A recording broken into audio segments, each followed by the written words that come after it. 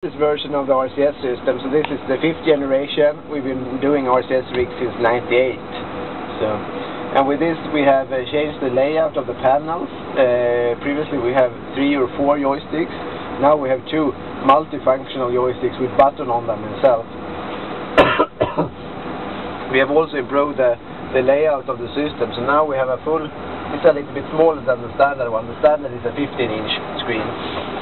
And then we also have incorporated a full touch function in the screen, so you can click directly in the screen. And here we have grouped all the functions of the drill rig under the 10 basic icons, and this symbolizes the main function of the drill rig. Like we saw before, this is a manometer menu, very similar to the dashboard of a car, like the speedometers and things like that, showing pressures and so on. We have also incorporated, this is a feed, side view of the feed for the boom that you're using. So for example, if you are threading in and threading off rods, it can sometimes be hard to see the coupling positions if you have the feed standing in a bad angle where it's very hard to see visualize from the camera. Then you have a guiding, and this M positioning are showing the thread on and thread off position, and then our lightnings when you start to get into this position. And as you can see now, the boom number 1 is activated. It's the one that we are drilling with. So it's getting larger, and the other ones get smaller. On the left you have time and date and so on. And if nothing happens, that's what will be shown. But if you get a message from the rig, if something error or something, then it will be pop up here, and you can click on that, and you can see here. You can see some of the older message of the systems. So. And the same here, this is the status bar of the drill rig, and here you get some symbols, but if you don't understand what the symbols mean, you can click on the symbol and you get some information about the arrow coming from the rig.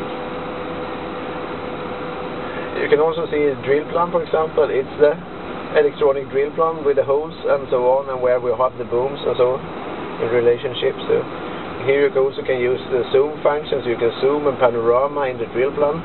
For example, when drilling the cut, it could be sometimes very hard to see because there's a lot of holes in the same area, and then you can zoom and panorama. You also get the overview on the side there. So.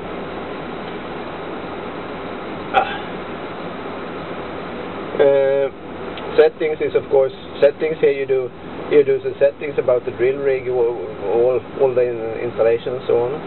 And same here, if we have an eye beside what you're doing, the settings, you can press that one.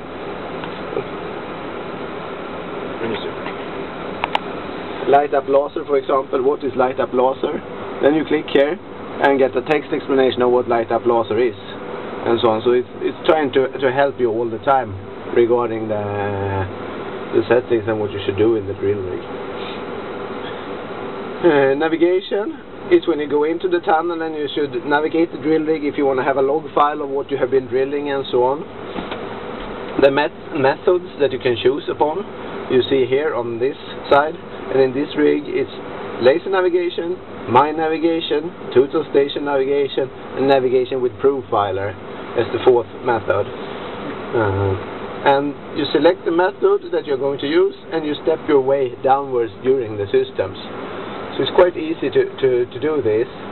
And when you are navigated, you will see the drill rig with its boom in relationships to the drill plan that you are supposed to be drilling. So here we can see in this picture, for example, we have placed ourselves a little bit sideways in relationship to what we were supposed to be drilling. Of course, this is a theoretical example and so on, but this is how it looks like. Data, that's for taking drill plans to the drill rig and exporting log files out. So this is data handling of the drill rig. Systems, fault finding and diagnostics.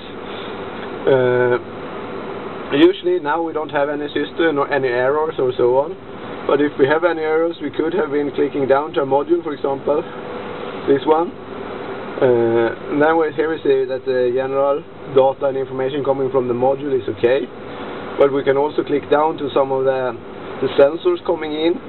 Here we see the sensor for rotation speed, for example. It's called X3, that is the line out of the system, that's what the contact is called, and the B92 is the sensor that are controlling the rotation speed. We have a value at the moment, and that value is within the range, so that is okay. We have also added a new function, which is let's see where it is.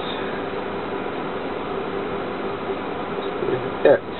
This is a glitch log. So this means if you have a cable which is a little bit broken, so sometimes it's working and sometimes it's not working, but this type of errors is very, very hard to find in the workshop, because they maybe always work when you are in the workshop, but you have a problem when you are drilling.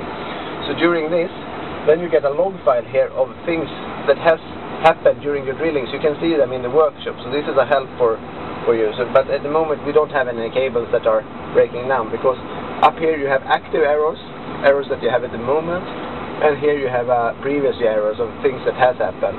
And then it's the time when it happened last time, which module, the description, and how many times has this error occurred. So there's a lot of support during fault finding and so on. Performance, this is percussions hours, drill meter hours, and so on. It's just the traditional log files of what has the, how many kilometers has the drill rig been run, and so on. So.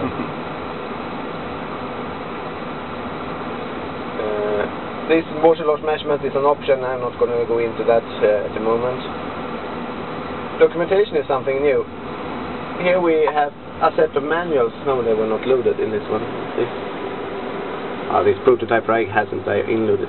But there will always be a copy of all the manuals, spare part list, and instructions are digitally in this. So this is like a PDF reader where you can pick up all the PDF files that are included in the spare part book and manuals and so on.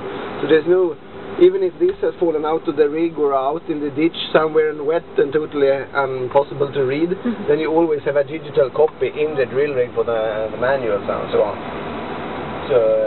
So that is a very good function coming out of the system.